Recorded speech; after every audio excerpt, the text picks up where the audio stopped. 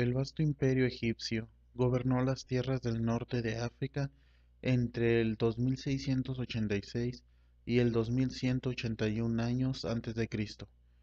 Su reino abarcaba desde la ciudad de Napta en el sur hasta lo que hoy conocemos como Siria en el norte, así como todo el litoral sur del mar Mediterráneo. Sus ciudades se extendían a lo largo del río Nilo, dador de vida. En el auge del imperio, se desarrolló lo que hasta ese momento era la civilización más compleja de la historia, con un desarrollo arquitectónico, comercial y cultural sin precedentes. La suma de todo esto dio como resultado una de las primeras muestras de desarrollo matemático complejo, cuya intención era, entre otras cosas, mejorar la condición de vida de su población. Por otra parte, su poderío militar era temido por muchas naciones, menos preparadas que ellos, de las cuales algunas terminaron como esclavas del poderoso imperio egipcio. Existía un problema con la numerología egipcia, y este era su deficiente diseño para su utilización. Esto en parte a su método de escritura, el jeroglifo, que consistía en una serie de símbolos y dibujos que representaban desde una palabra hasta una cantidad, haciendo realmente difícil el desarrollo de las matemáticas por teoremas. En su lugar, optaron por un desarrollo práctico de la vida, tomando como cierta la información visible y constante. El ejemplo más claro de esta técnica es la aparición del teorema de Pitágoras 1000 años antes bajo el nombre de triángulo sagrado.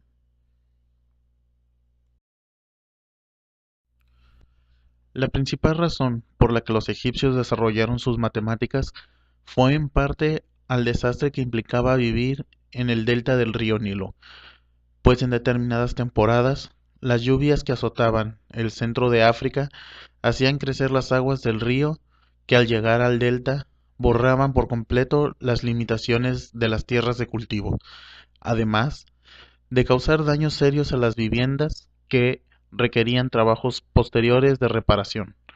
Asimismo, se desarrollaron métodos complejos para el control de las ganancias recibidas por el trabajo de las tierras, así como llevar un control de las reservas de granos de la ciudad en caso de sequía o hambruna.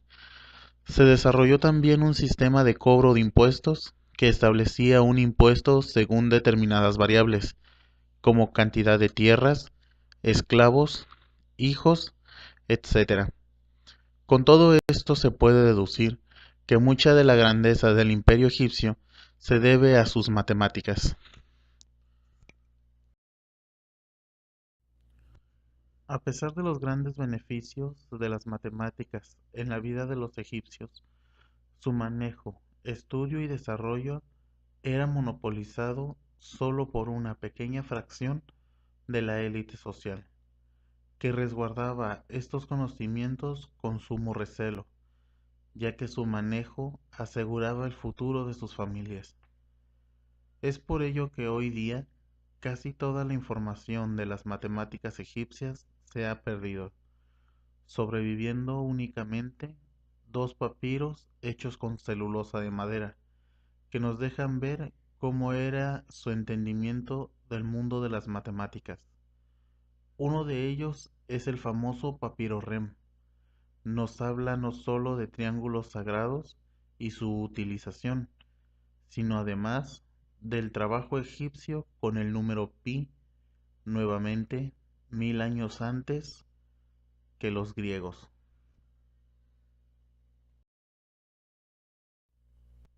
Por último, sabemos que los egipcios tenían conocimiento de los números fraccionarios, que al igual que toda su escritura, se encontraba representado con imágenes, en este caso, el ojo de Horus. Tal y como se muestra en la figura, cada segmento de la figura completa representaba una fracción.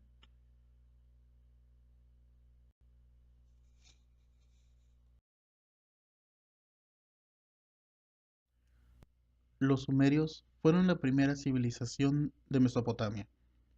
A ellos se les atribuye la creación de la rueda, el calendario y la escritura cuneiforme. Los sumerios sentaron las bases del nivel al que llegarían las civilizaciones que les precedieron.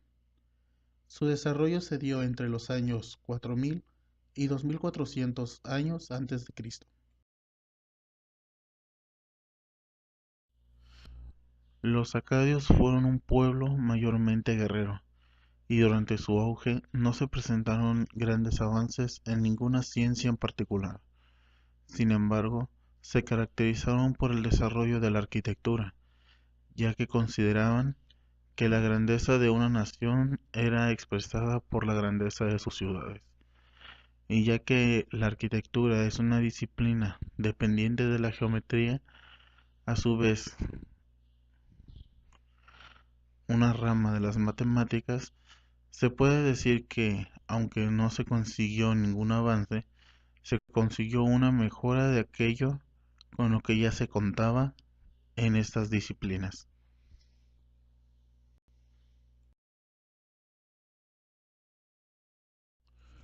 Una diferencia esencial de la matemática egipcia y la matemática babilónica es la forma en la cual se manejaban los números. Mientras que para los egipcios cada número tenía su símbolo propio, los babilónicos trabajaban con números cuyo valor era variable, según su posición en la representación. Esta clase de manejo de los números facilitaba su comprensión, y con ello se facilitaba la investigación e implementación. En contraste con las escasas fuentes de matemática egipcia, nuestro conocimiento de la matemática babilónica se deriva de unas 400 tablillas de arcilla, desenterradas desde 1850. Trazadas en escritura cuneiforme, las tablillas se grababan mientras la arcilla aún estaba húmeda y luego eran endurecidas en un horno o calentándolas al sol. La mayoría de las tablillas de arcilla recuperadas datan de 1800 al 1600 a.C. y abarcan temas que incluyen fracciones, problemas de álgebra, ecuaciones cuadráticas y cúbicas, y tríos de enteros en aplicaciones de esbozo del teorema de Pitágoras, demostrado aún en Grecia tiempo después. La tablilla babilónica YBC 7289 da una aproximación de 5 decimales con respecto a la raíz de 2. La importancia del método de numeración babilónica se presenta día a día en nuestros tiempos, ya que se sabe que tanto los grados como las escalas de medida del tiempo se encuentran en escala de 60, y esto se debe al hecho de que ambos se originaron en el mismo lugar hace miles de años, en la región de Babilonia. La grandeza de este imperio vio su final cuando otro imperio, el persa, conquistó por fin Mesopotamia, delegando todas las ciencias a segundo plano, ya que este imperio se guiaba en su gran mayoría por la fe, el misticismo y el amor por la guerra. En este momento es cuando el mundo antiguo sufre una de sus más grandes pérdidas, pues lo que era considerado el bastión más grande del saber cae junto con Mesopotamia. La que fue considerada alguna vez la biblioteca más grande del mundo fue destruida en su totalidad.